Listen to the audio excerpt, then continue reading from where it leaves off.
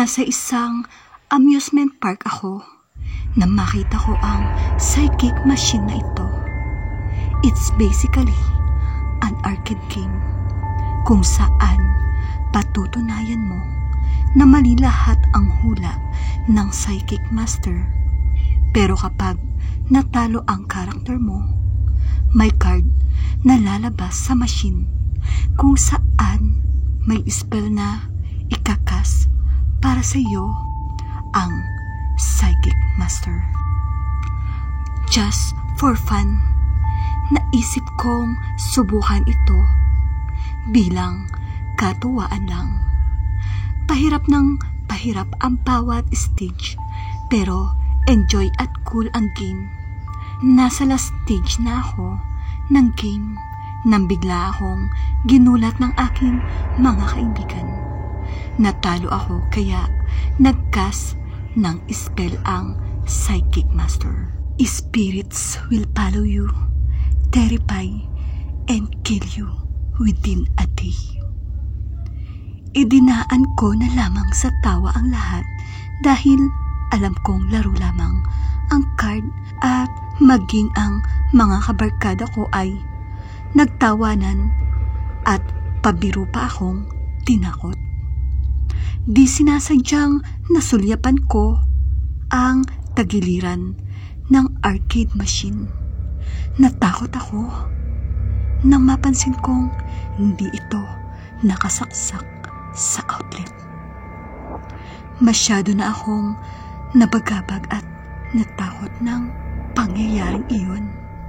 Hindi ko maubos maisip kung paano gumagana ang machine na iyon na walang kuryente. Dahil doon, naisip ko nang umuwi na maaga.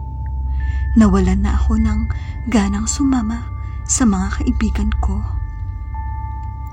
Dahil pakiramdam ko, may kakaibang mangyayari sa paligid ko. Habang ako ay pauwi, ay di ko matanggal sa isip ko ang nangyari. 10:00 na ng gabi noon. Napansin ko na ako na lamang ang naglalakad sa mahabang covered walk na iyon. Pagkalabas ng amusement park, isang itim na pusa ang biglang dumaan sa aking harapan. Napatakbo ako at nagulat sa takot. Siguro dahil may mapamahiin din ako, inisip ko na may ibig sabihin ang pagsulpot ng pusa. Binilisan ko lalo ang aking mga hakbang.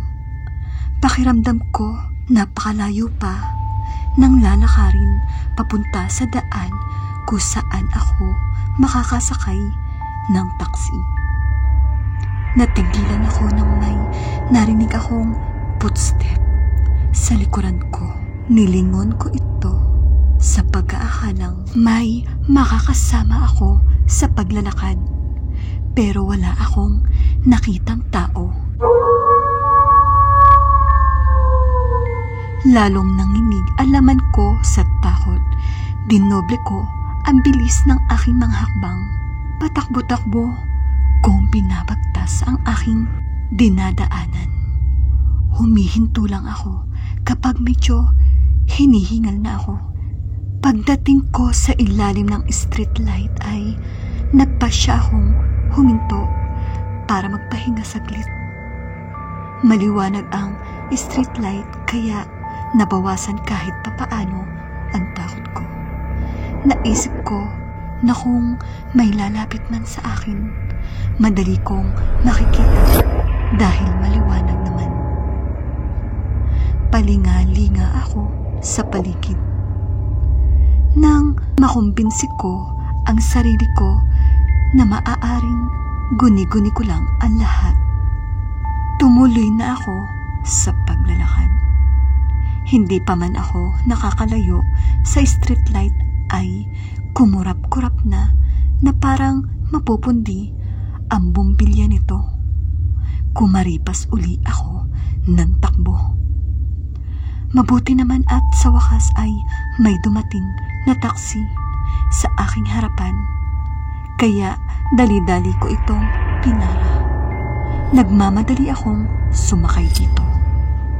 Bakit ho kayo hinahabol ng mga yun, ma'am? Tanong sa akin ng driver pagkatapos pasibarin ang taxi. Sinong iyon? Yung dalawang lalaki. Sa sinabi ng driver ay nagtayuan uli ang lahat ng balahibo sa